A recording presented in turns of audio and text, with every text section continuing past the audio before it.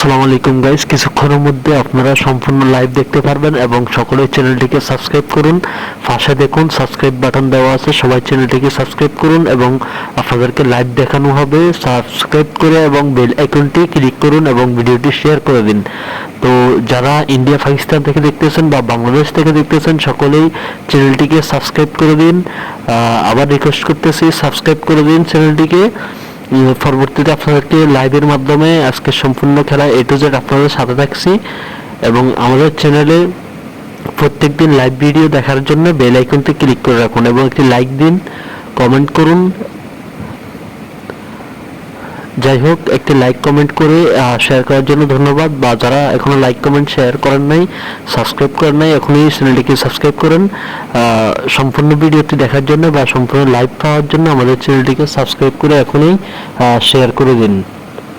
ধন্যবাদ।